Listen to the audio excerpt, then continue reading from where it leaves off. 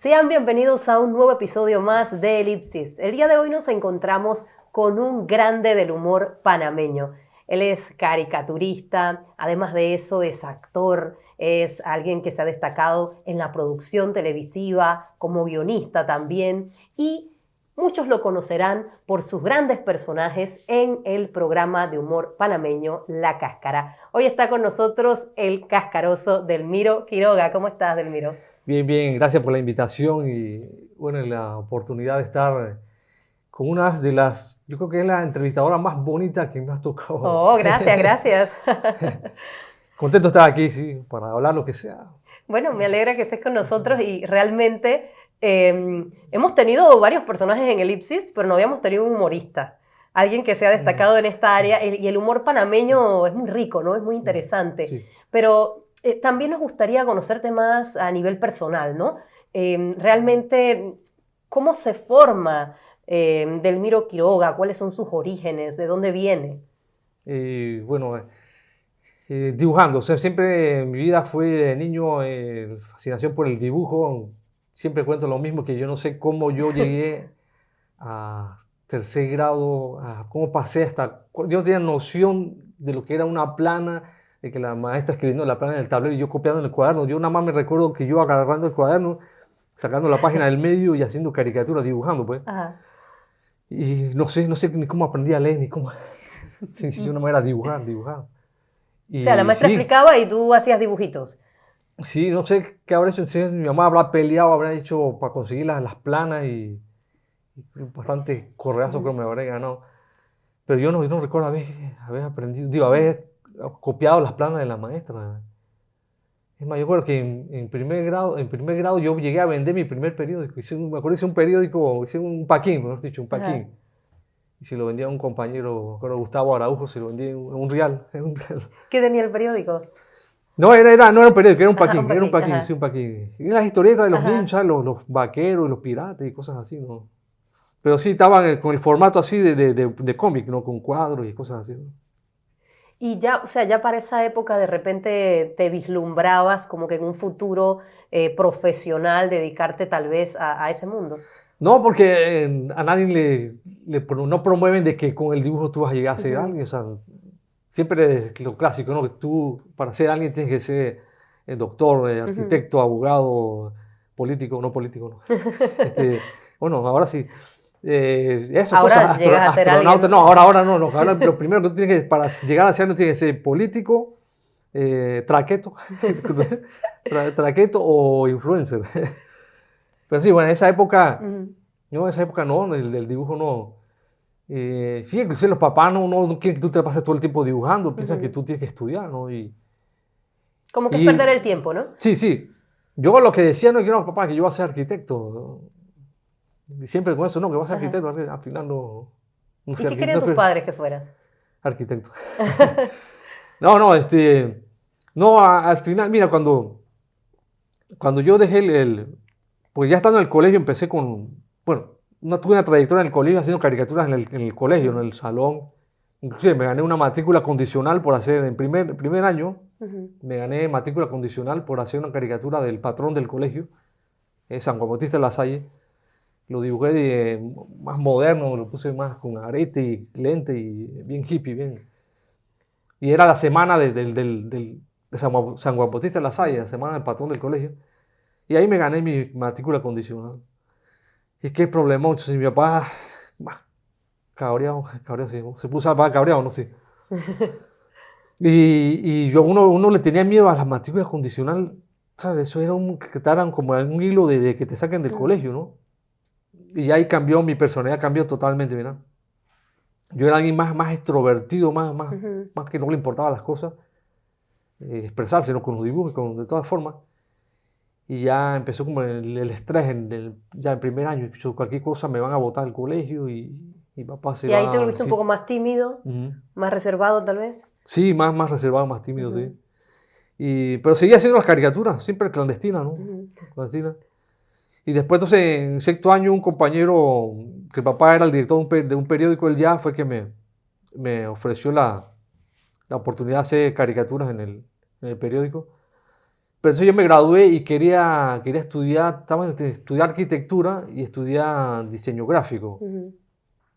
Y ahí me asesoré mal y cuando fui a matricularme, fui a la Facultad de Comunicación Social porque ahí había publicidad y diseño gráfico en una carrera, ¿no? Ujú. Y me matriculé, fue ahí. No, también vino porque también hablaba de publicidad, ¿no? La publicidad tiene que ver con creatividad, me gustaba mucho la creatividad, ¿no? Lo mío no era solamente dibujar, sino siempre inventar cosas. Inventar, yo creo que Claro. yo hacía personajes en la casa, le hacía teatro a mis hermanos, hacía locuras y payasadas, y me vestía de poner los sacos de mi papá y hacía payasadas, ¿no? Y por eso siempre me gustó así inventar historias, que me acuerdo que mi mamá me decía que sí, ya eran con las payasadas. ¿Y por qué Eh, sientes que te equivocaste al elegir publicidad? porque, porque la idea era estudiar algo serio, que era el diseño gráfico, Ujú. y de repente sacarle, o sea, que fuera algo como para que el futuro tuvieras un título y pudieras ganar dinero por eso, ¿no? Pero, pero como a la vez también estuve empezando a trabajar en el periódico, no, sí, me matriculé entonces en diseño gráfico, en publicidad, y a la vez también estaba trabajando en el periódico. Ujú. Pero yo veía que en el periódico estaba aprendiendo mucho más de lo que estaba aprendiendo en la universidad. Entonces lo que hice fue como me fui desmotivando de la carrera y empecé a faltar y al final no terminé la carrera, que está tercer año llegué nada más. Y hasta el día de hoy no tienes el No, no, título de no, no, publicista. no lo terminé, publicista, no. Porque, ya, claro, y es verdad, uno va en el campo, tú Ujú. aprendes mucho, ¿eh? Ujú. Se aprende bastante, se Claro, aprende claro. lo primordial, ¿no? Claro, siempre es importante la teoría. Es más, yo creo que no la teoría, o sea, con el título. Yo con el título tú aprendes más rápido, Ujú. pero si estás tú en el campo, también aprendes. Claro, claro. Y definitivamente, Delmiro, el tema del título, aunque siempre se habla de la necesidad del estudio y todo eso, em, cuando vemos grandes artistas o personas que se han dedicado pues a una vida, que tienen una vida exitosa a nivel profesional, no necesariamente es porque han obtenido un título universitario, ¿no? Y creo que eso ha pasado un poco con tu caso. De algún Mm, modo te has podido destacar independientemente de eso y te has destacado en muchas áreas. Y esas áreas han abierto camino para entender que eres, digamos, un pionero en muchas áreas, pero especialmente en esto del humor panameño, ¿no? Y que te has mantenido vigente durante tantos años en diferentes ramas. Por ejemplo, la caricatura mencionada, ¿no? Que estabas en el mm. periódico Ya y posteriormente, o sea, estando allí en el periódico Ya, ¿cómo vas destacando o vas descubriendo que ese era tu norte, la caricatura? Es que nunca lo establecí, o sea, siempre estuve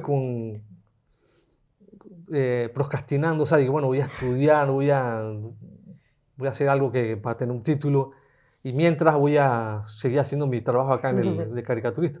Pero se fueron dando cosas que, que sustentaba dejar eso para a postergar lo que iba a hacer. Sí, Porque, porque bueno, porque uno empezaba a ganar dinero, empezaba a ganar fama y cosas así. Sobre todo el dinero, ¿no? Y, y bueno, si eso fue lo que hice, sí, procrastinar siempre el estudio y mantenerme entonces siempre haciendo lo que estoy haciendo hasta el momento, ¿no? claro. Entonces ahí estabas haciendo ilustraciones para un segmento, una sección en el periódico que era Barrios de Trifulca. Sí, Háblanos un poco acerca de eso. sí, yo considero que Barra Trifulca para mí es mi mejor época como caricaturista. Ujú. Siempre la añoro, siempre he querido que, es más, yo tengo la, la misión, he puesto la meta de conseguir esas caricaturas y hacer un libro con esas caricaturas de Barrios de Trifulca. Ujú. Pues sí me encantaba dibujar esa caricatura. Claro, las de ahora sí me gustan, aunque las de ahora son más políticas y dependen mucho del acontecer Ujú. político. Pero Barrio de Trifulca era algo donde había más imaginación por parte mía, porque yo Claro. leía el relato que se escribía de Barrio de Trifulca, que era, en principio era una crónica roja, ¿no? Y me inspiraba mucho cómo plasmar el barrio, cómo era Ujú. la gente en el pueblo, y tenía toda la libertad entonces para hacer esas caricaturas, y por eso sí me siento muy complacido de esa época. Y ahí te dieron la oportunidad entonces ya de dedicarte al segmento de la caricatura. Sí, después de eso vino, mira, que una anécdota, para el tiempo de que yo hacía las situaciones barrio de Trifulca, estaba la dictadura de Noriega. Ujú. Estaban el grupo de la Cruzada Civilista que se vestían de blanco, entonces todo lo que, toda manifestación, cualquier cosa que era de pañuelo blanco, vestirse de blanco, era considerado como civilista, ¿no? Claro. Entonces las caricaturas de ese tiempo no eran a colores, todo era en blanco y negro, ¿no? Entonces todo lo que yo dibujaba, las personas tenían que estar vestidas de blanco, o sea, yo no iba a poner pintadas cada uno. Y, y la dictadura empezaron a meterse en los medios, tenían fiscalizadores en los medios, en los periódicos, empezaron a preguntar que por qué esos personajes, por qué esos tipos están así vestidos, por qué todo el mundo está de blanco. Y yo, bueno, porque el periódico es blanco y negro. y, y bueno, ya al tiempo cerraron los periódicos.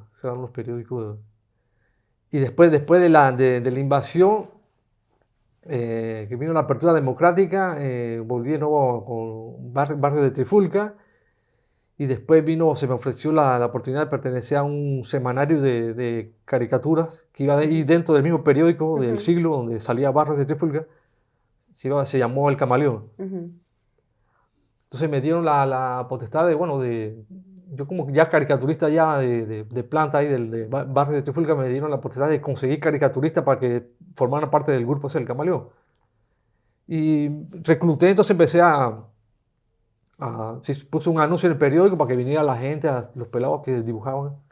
Entonces ahí empezaron a llegar los caricaturistas. Y te puedo decir, llegaron, ahí llegó Davis. Davis que... Ahí conoces a sí, Davis. ahí conocí a Davis, sí. Llegó a Antonio Fraguela, que es el de Red Lion, Antonio. Llegó Paye, que también está dibujando ahora mismo en redes sociales. Llegó Juventina, un personaje Juventina que salía en la cáscara, ¿te acuerdas? Juventina. Sí. Janet Núñez también llegó. Llegó Yoran Moya, llegó Benji, que también está dibujando ahora mismo en redes sociales. Llegaron varios buenos caricaturistas y creativos, más que todo. Estaban todos en El Camaleón. Sí. Ahí conformamos El Camaleón, puro pelado. Casi el único ahí sí que era más de 30 años era el señor Tadeo. Que a él se le había dado la dirección él era iba a ser como el director, ¿sabes?, del contenido. A mí me dieron la potestad de buscar los caricaturistas, pero el que iba a estar a cargo del contenido iba a ser el señor Tadeo. Claro. Pero él lo veía el Camaleón como muy político. O sea, que hacer algo... Bueno, también la muestra del Camaleón, eso es una cosa que no te conté. Que el Camaleón, el origen del Camaleón tiene que ver con la dictadura, porque el dueño del periódico, cuando Noriega cerró los periódicos, Jaime Padilla Belli, que era el dueño del Siglo, fue exilado, se fue para Venezuela. Entonces allá en Venezuela él llegó a ver un periódico que tenía un inserto, un semanario no era un semanario, bueno, porque era inserto, ¿no? Venía inserto, bueno, era por semana que se insertaba, ¿no? Se llamaba El Camaleón, que era como 12 páginas de caricaturas. Donde había caricatura, había columnas todas de humor, pero político, todo bien político. Y después cuando él regresó del exilio, que volvió a abrir el periódico, entonces él quiso hacer lo mismo aquí en Panamá. Eso trajo la idea, sí. ¿no? Que inclusive trajo hasta el mismo nombre, que me acuerdo que nosotros como los caricaturistas decimos nombre, hay que ser más original, vamos a ponerle otro nombre. Pero bueno, él era el dueño y él le gustaba el Camaleón. Y bueno, al final sí, el Camaleón sí era como el indicado, porque el Camaleón, un animal que se mimetiza según el entorno, y que así son los políticos. Más, inclusive el eslogan que tenía era un ratito con el gobierno y otro rato con la oposición. Sí, y así son los políticos, son camaleones.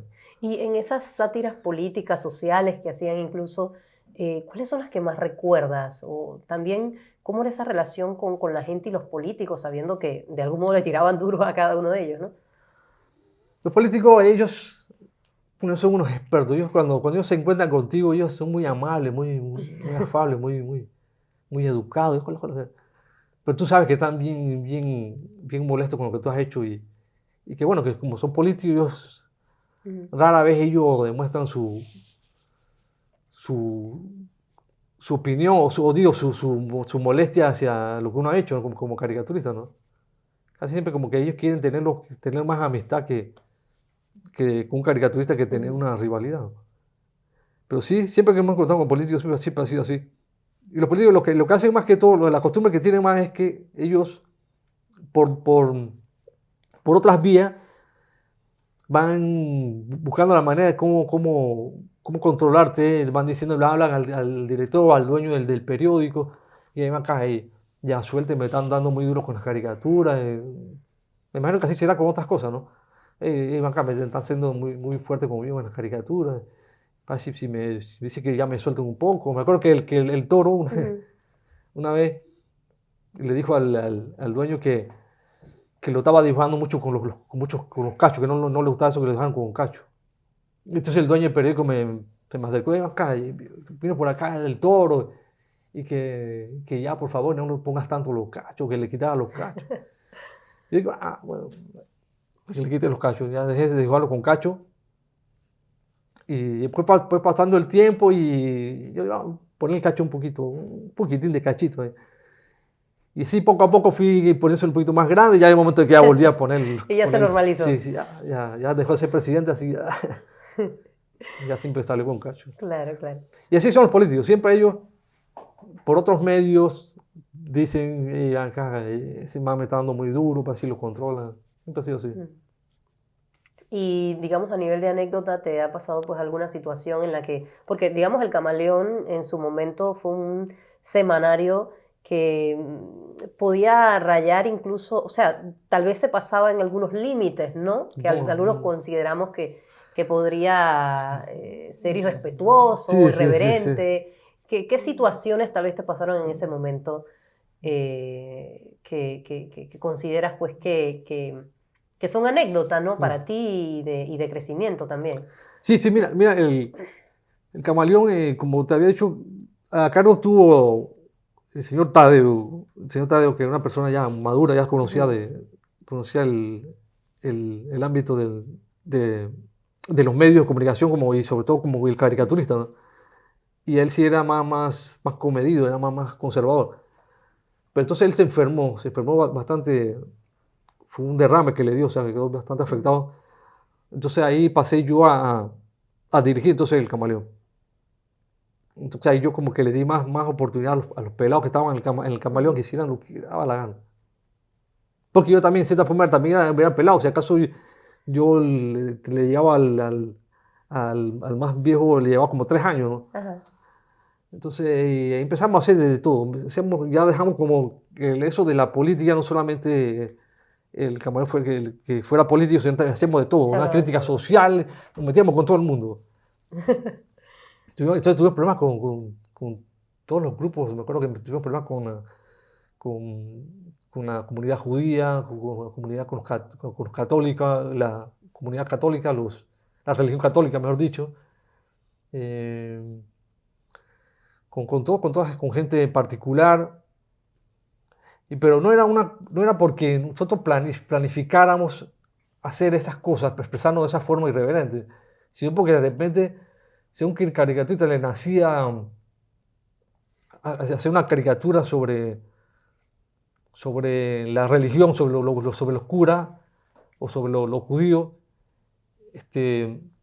nosotros en el afán de la libertad, creyendo en que le asistía la libertad de expresión, bueno, no se podemos meter, si él quiere meterse ahí, él está firmando me acuerdo que era Rojo, era uno famoso que hacía muchas caricaturas de ese tipo. Entonces, bueno, si él va a firmar, que va a ser responsabilidad de él, o sea, no es del Camaleón, él es el que está expresándose con su caricatura sobre esto, esa es la opinión de él. Y entonces, pero que va, la gente no lo ve así, la gente lo ve hasta dentro del Camaleón, entonces todos son iguales, todos son culpables porque los otros dejaron que Rojo hiciera una caricatura irreverente. Claro, claro. Realmente El Camaleón en su momento también fue uno de los, digamos, un periodismo gráfico, uno de los más vendidos, ¿no? A nivel nacional. Sí, mira, que tuvimos... Como venía insertado también. Sí, mira, que tuvimos un récord de ventas de tiraje. No, de venta, no, bueno, venta y tiraje, ¿no? Que el dueño del periódico estaba tan contento que él expresó una cosa que, bueno, que de cierta forma fue hiriente para los periodistas del siglo, que decía que tengo ganas de dejar el periódico, el siglo y dedicarme nada más al camaleón, porque se había vendido más el camaleón, 96.000 ejemplares en ese año, y se vendió eso porque la rotativa decía que ya no daba más. O sea, no se pudo forzar más la rotativa para que tirara más de 96.000 ejemplares. Y se vendieron el lunes 96.000 ejemplares. Me acuerdo que él estaba contento, hasta nos invitó a un almuerzo, un restaurante lujoso y todo. Fue una buena época. ¿Se imagina esa época, todos nosotros como pelados, todos vestidos así, mamarrachos, con gorra, vino que llevó en patineta, este también, el Rafa, el loco Ciciño, que salía en la caja, también era caricaturista. Él era el que le hacía las caricaturas a Davis. Porque Davis llegó como caricaturista, pero yo decía que no le iba bien. Malísimo dibujando. Pero tenía buenas ideas. Yo digo, bueno, pues, vale la pena agarrar las ideas de él y que otro se las dibuja. Entonces se las dibujaba este pelado, Rafa. Y él, bueno, él al almuerzo él llegaba en patineta, pantalón corto. Entonces tú veías todos estos pelados, todos vestidos así, informales, y los directivos del periódico todos en saco y todo. Un restaurante fino. ¿Y luego ya después desaparece el camaleón? El camaleón es que está muy ligado. El camaleón se abren las puertas para la televisión, pero bueno, no fue tan rápido, ¿no? Me acuerdo que el camaleón tuvo tanto éxito que las televisiones empezaron a llamar a la gente del camaleón. Me acuerdo que llamó Canal 13, nos llamó para que hiciéramos un programa con ellos, con el grupo con Aguantú y otra gente ahí de Orman, creo también. Que hiciéramos un programa con ellos, que nos fusionáramos y hiciéramos un programa de televisión. Y nos llevaron a las instalaciones, conocimos todo Canal 13, pero nosotros éramos tan pelados y tan, no sé qué palabra usar, porque éramos tan ilusos que no veíamos más allá de lo que significaba la televisión. Y nosotros dijimos, no, hombre, nosotros somos caricaturistas y no lo veían en tele, ¿no? Y como caricaturista es mejor ser anónimo, nada más va en tu firma, no ven tu cara y tú puedes hacer lo que te da la gana porque no te conoce. Pero David sí tenía esa ambición de la televisión y él, porque esa vez entonces él no, como el grupo decidió no irse a la televisión, entonces él tampoco no se fue. Pero después vino una segunda oportunidad que le ofrecieron para Canal 2, para hacer un programa de televisión fusionado con un programa de radio que se llamaba La Pepa del Rock, y fusionarlo con el Camaleón y hacer un programa que se iba a llamar La Pepa TV, pues venía de La Pepa del Rock, el programa de radio, y los pelados del Camaleón. Pero entonces nada más se fueron dos, nada más. En ese momento tú no te fuiste con no, Aldo. porque yo todavía estaba con esa vaina que no, yo soy caricaturista nada más, yo tengo que dar mi cara, yo no soy... O sea, tu vena de actor todavía tampoco salía, ni de guionista, no, ni nada. nunca se me... Yo creo que me había metido mucho en el papel del tímido, que yo no quiero como... Eso, como la farándula y figurar así, ¿no? Que mejor es ser anónimo. Y no, entonces no acepté, ¿no? Y entonces se fueron yendo poco a poco, no solo a la televisión, sino empezaron a llamarlos para otros programas, para otras cosas, para publicitarias, para creativos. Entonces no pudimos ir reemplazando esos caricaturistas, no se pudieron ir reemplazando y entonces fue al final lo que terminó con el Camaleón. Ya por falta de caricaturista. ¿Y ahí te quedaste directamente en El Siglo, ya como caricaturista?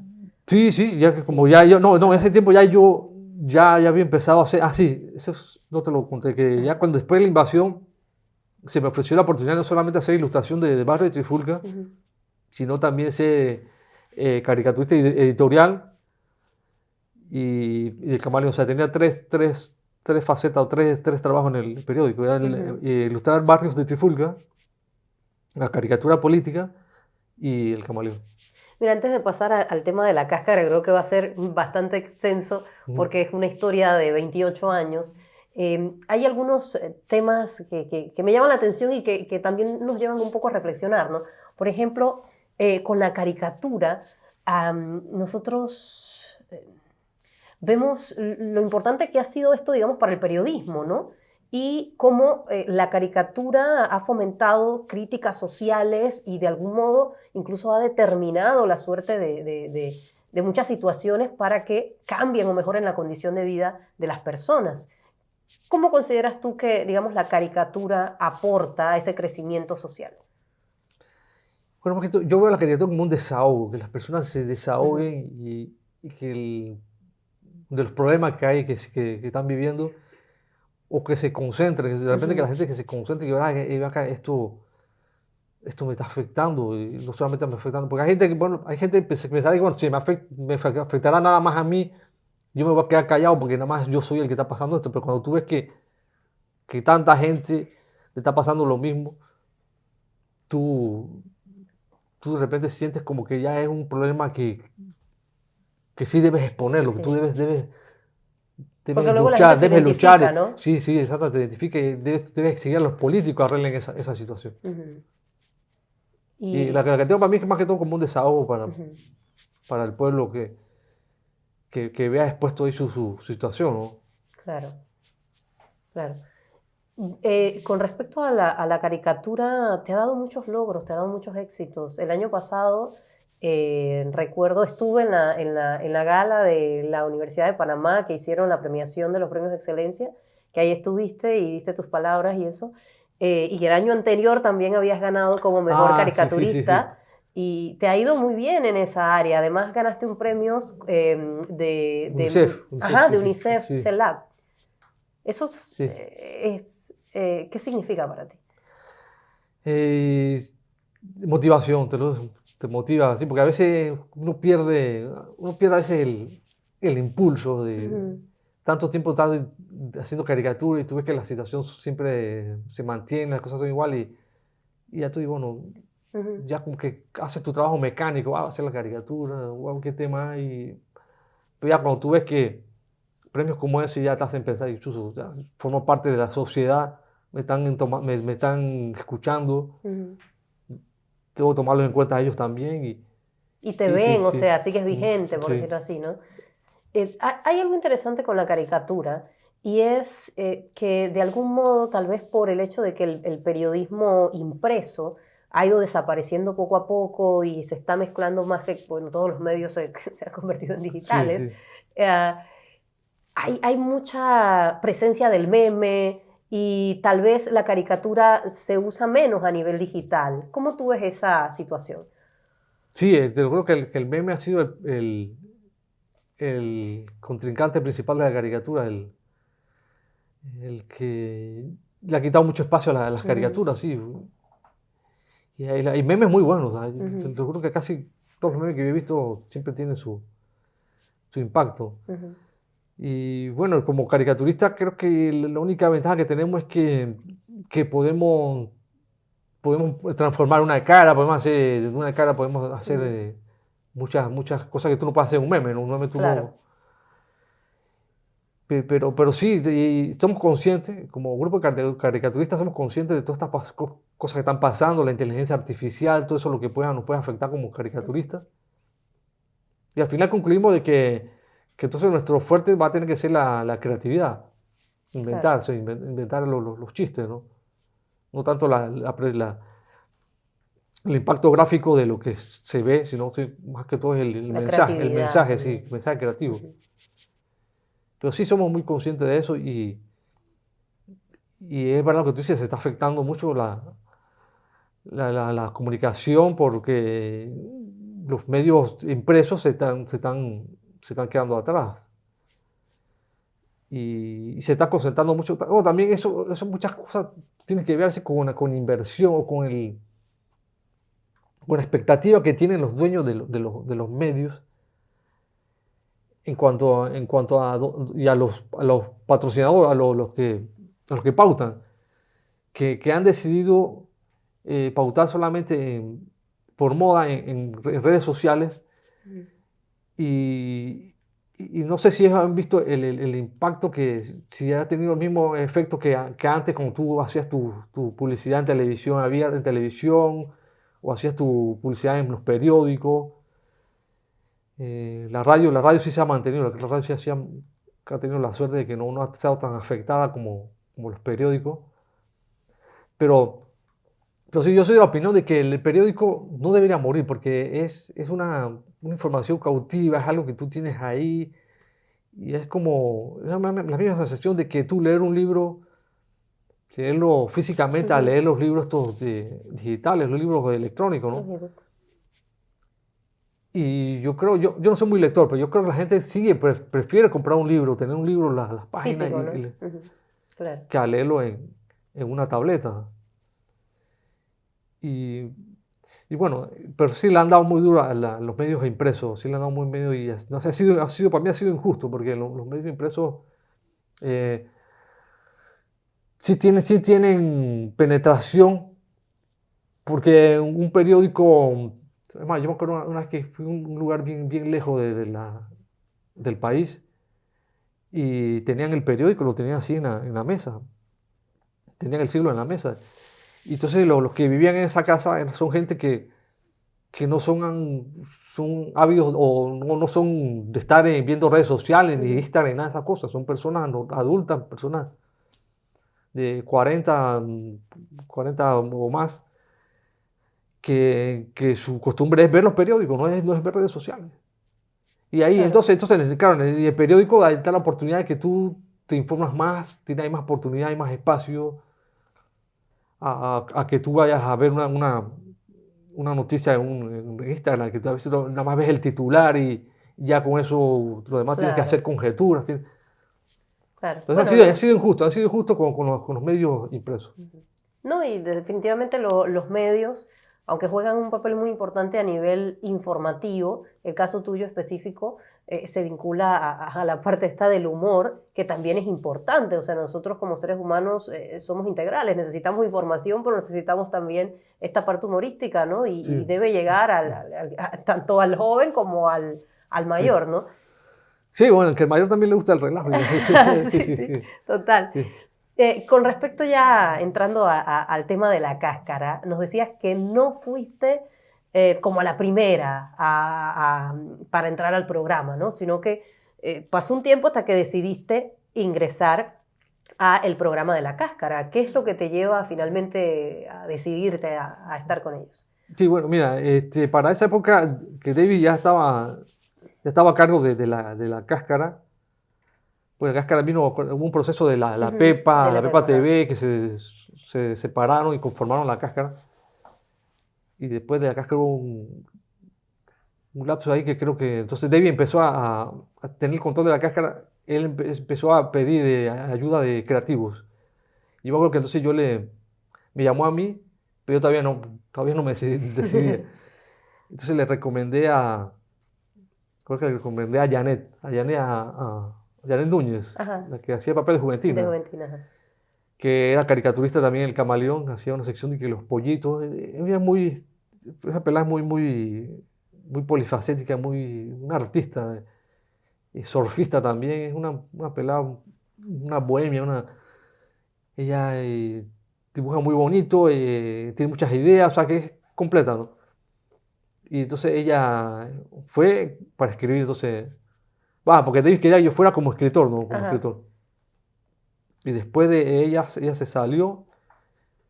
Y yo creo que entonces le recomendé a Manuel Vázquez, el que hace los batidos de la cáscara. Mm. Él también estuvo y al final, por situaciones acá, cuando ya empecé a tener problemas en el periódico, ya no me quedó otra entonces que aceptar y a la cáscara. O sea, que fuiste como un poquito por presión a la Sí, pero no cáscara. me arrepiento, después no me arrepiento, después sí me gustó, sí me gustó. ¿Y cuáles fueron Y esos primeros personajes que creaste, esos primeros guiones? me acuerdo, los primeros guiones fueron de Lauta Salado, sí, sí, sí me encantó Lauta Salado. Y no, nunca me pensé que iba a ser parte de los actores, ¿no? Ujú. Pero pasa que en la cáscara tenían esa costumbre que agarraban a cualquiera que necesitaban para relleno, y bueno, tú haz el papel, y tenían que dar ser camarógrafo, sonidista, una vez hasta alguien que tenía que ver con una empresa que estaba ligada a la cáscara, creo que era el gerente sí, el gerente de los forritos, cuando la cáscara tenía los preservativos, los Ajá, forritos, era gerente y lo llamaron y necesitamos a alguien que haga un papel de jefe, ven, ya estoy, pan, y hizo el papel de jefe y ahí se notó que el tipo sabía actuar. ajá, Es Jaime Arrunate, el que hizo papel ajá. también de los ahuevaduchos. Él no es actor, o sea, él era gerente de los preservativos, los condones forritos. Y ha sido la cáscara. Siempre han agarrado gente así que están así O sea que en un momento Ujú. de tu vida te dijeron, ven Delmiro, te toca. Sí, sí, pagabas el papel ¿Y ahí. cuál fue ese papel? En la otra sala fue de un inspector de la tienda, que iba a la tienda. Y los demás, después no me acuerdo. Después vino la leyenda del Xiaomi, que hablábamos en chino. Ah, Le poníamos subtítulos en español, ¿no? Después de ahí vino puro papel secundario, puro papel siempre ujú. secundario, ¿no? Ya cuando me tocó un papel un poco más, aunque no primario, pero más fuerte, fue entonces ya Fernando el funcionario. Cuando eras el amigo de Fernando, Ujú, ¿no? sí. Esa experiencia, me imagino que habrá sido interesante porque también marcó como ese concepto o esos estereotipos que hay del funcionario panameño, ¿no? Y que Ujú. la gente se identifica porque representa una situación nuestra, local. Ah, ¿tú creaste los guiones de Fernando el Funcionario o quién se encargaba de hacer toda esta parte? Era un trabajo en grupo, te lo juro que sí, sí había. Las cáscaras siempre fue así, fue muy, Ajá. muy, muy de extraer de todo, todos aportaban. Inclusive en actuación también, porque a veces una cosa estaba en el guión, había una base en el guión, estaba escrito en el guión y el actor hacía otra cosa y lo mejoraba. Era el caso de Fernando el Funcionario. Pero sí, me acuerdo que escribía, estaba en un equipo, estaba yo, Davis y Munra, que es Ujú. Ramón Morales. Y ideas también de todos los integrantes de la cáscara, inclusive John López también a veces daba un par de ideas. Y bueno, y específicamente primero se presentaba una situación. David nos pedía que le presentáramos una idea de algo que pasaba que se podía hacer. Ujú. Entonces nosotros llegamos, lo que era Ramón Morales y yo, llegamos, bueno, ¿qué tal si hacemos de que unos maleantes asaltaron un banco y se esconden en el ministerio y Ujú. agarran de rehenes a los funcionarios? Entonces David, si la aprobaba, y me parece bueno. Entonces escríbanse situaciones que pueden pasar, hagan una lista de situaciones chistosas que pueden pasar en ese acontecimiento, en esa historia. Ujú. Y le damos entonces una lista de varias cosas absurdas que podían pasar. Entonces él a esa lista entonces la ubicaba. Entonces le empezaba a escribir la historia y agarraba entonces los chistes y lo iba armando. Waldo era quien los Y lo organizaba que al final. armaba el guión, sí. Ujú. O sea, todo ese proceso creativo que te llegue esa idea de saber cómo plasmarla, ¿de dónde sale esa inspiración? Sí, para crear Eh, un personaje, para hacer los guiones. no, porque te decía, uno Ajá, depende mucho del entorno, de las ajá. personas. Tú le tienes que preguntar a las personas cómo es, qué te pasó. Sobre todo en el caso de Fernando el Funcionario, uno tiene una noción porque todo el mundo va a tener que hacer un trámite, ¿no? Y tú escuchabas también historias de la gente, inclusive había un momento, una época que la gente empezaba a llamarnos a decirnos cosas que pasaban en los ministerios, entonces nosotros agarrábamos Entonces eso, lo tomaban para parte de los sí, guiones. y, y todos aportaban, todos, me acuerdo, Rolly también daba Ujú. había muchas vainas que pasaban en los ministerios y él nos daba, ¿qué pasa esto? Y entonces lo agregamos entonces en el guión. Pero siempre fue un trabajo así en equipo. Ok, y después de Fernando el Funcionario, hay otros personajes que creaste o incluso que interpretaste o que le hiciste guiones. Yo recuerdo uno que a mí me encantan los ahuevaduchos, me Mm, encantan. Y, mm, sí. es muy divertido los personajes, pero quiero hacerte esta pregunta para saber. Ya me mencionaste que a veces, bueno, que en tu infancia de algún modo dejaste de ser extrovertido por algunas situaciones que te sucedieron, pero habitualmente esos personajes me he dado cuenta que están muy vinculados a alguien que es un poco despistado o alguien que es un poco ingenuo. Siempre te tocan ese tipo de Sí, sí, casos. sí, ¿Por sí, qué sí. razón? Eh, me gusta que toques ese tema, porque yo he tenido mucho, muchas situaciones en base a eso, que la gente por costumbre te, te- te estereotipa. O sea, que por lo menos si tú haces un personaje de tonto, entonces en la calle tú eres un tonto. Ajá.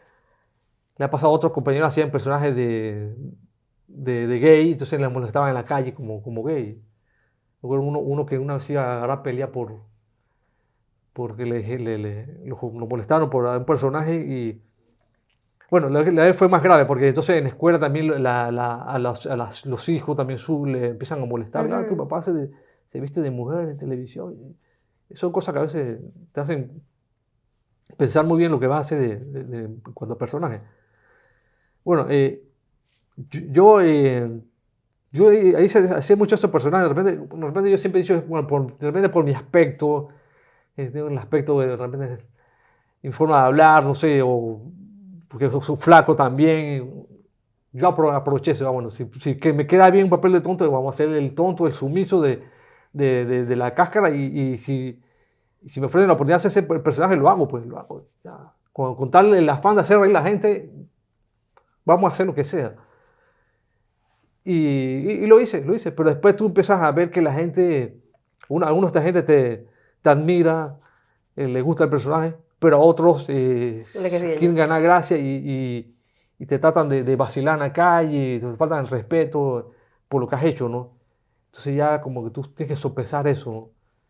Y, y afecta a mi hija mayor. Creo que una vez le afectó eso porque me acuerdo que fue una vez un boxeador fue a la cáscara. Entonces yo me tomé una fotografía con él, entonces él salía que me estaba noqueando, me estaba golpeando así. Mm. Creo que era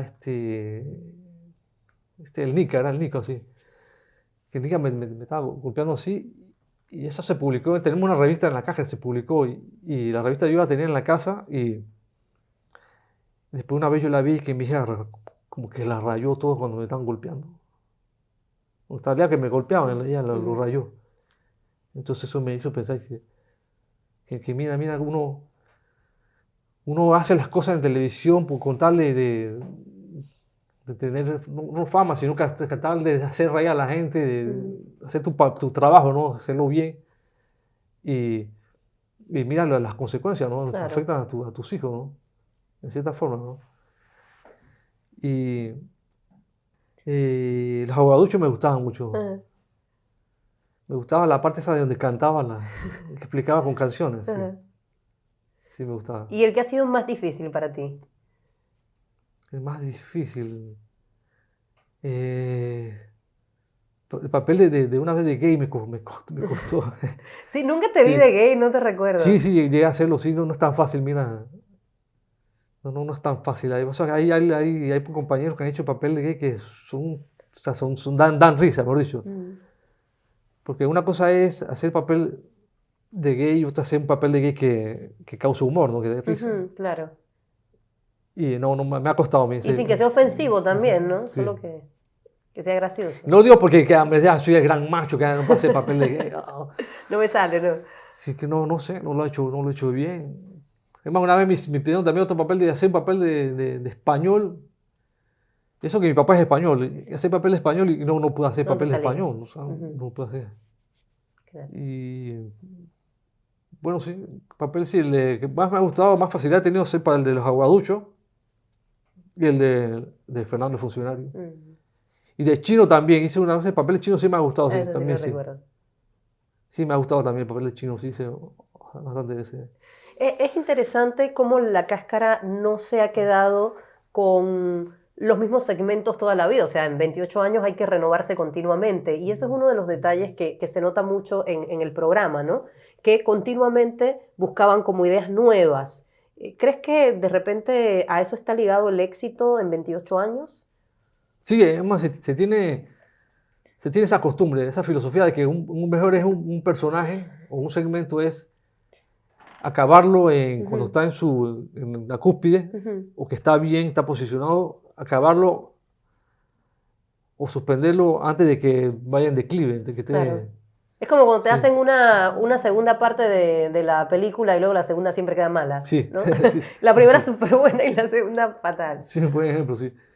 Y, y sí, mira, se ha hecho eso, y, aunque a veces no, a veces nos hemos llevado por Ajá. el impulso Algo que el personaje del Nini, se tenía planeado hacerlo y que por un año y se fue extendiendo y a pesar que la gente decía que ya el Nini ya cabrea, pero siempre hay sus fans y entonces por Ajá, respeto a esos fans se seguía haciendo, ¿no?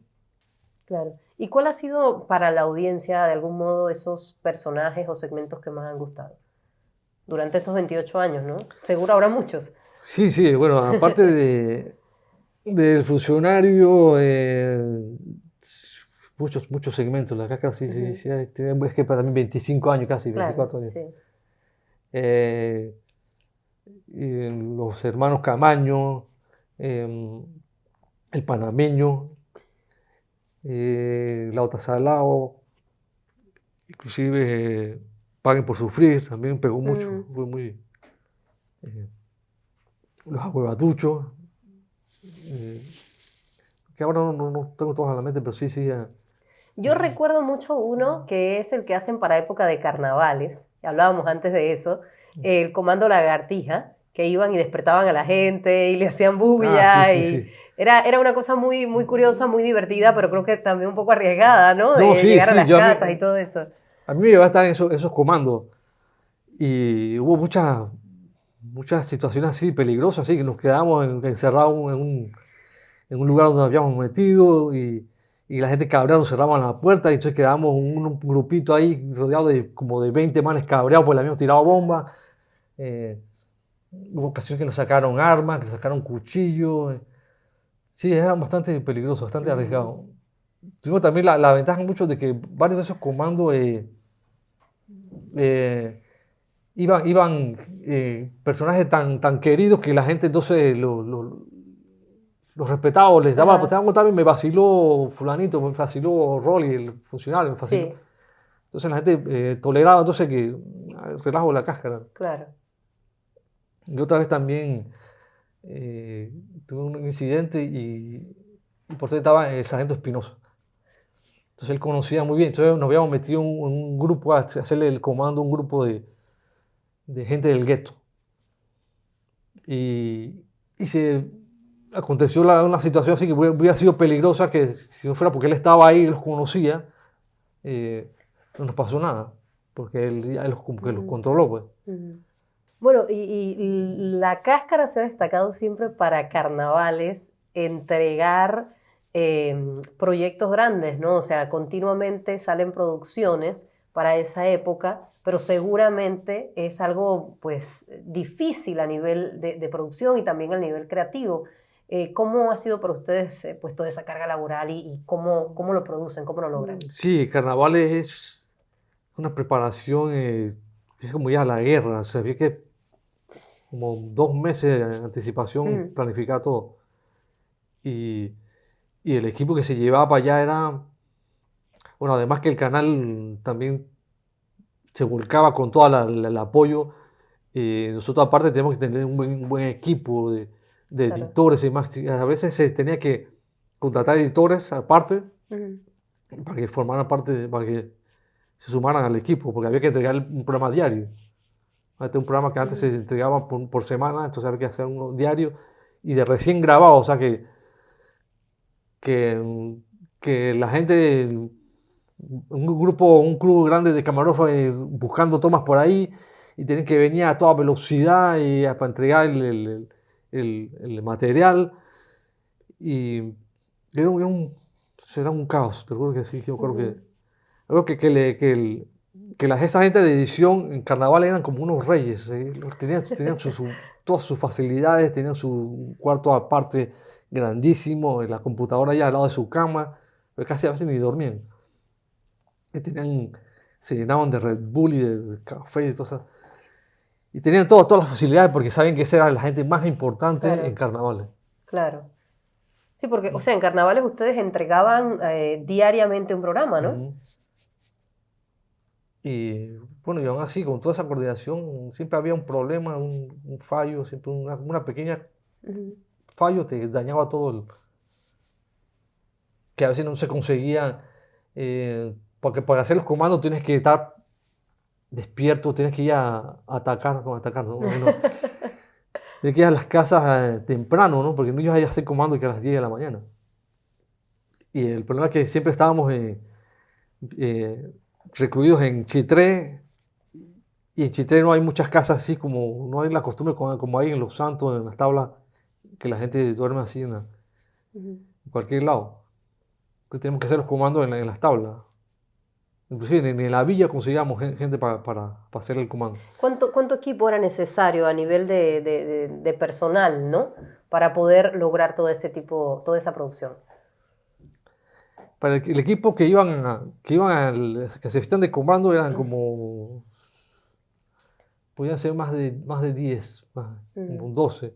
Eso incluía al chofer, a la coordinadora, que era la que se encargaba de dar los productos, porque en los comandos siempre había un patrocinador, ¿no? Ajá.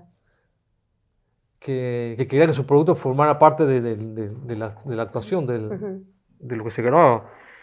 Y entonces había alguien que estaba pendiente de eso, de que los productos salieran después que le hacíamos el comando a la gente, que salía de que el producto.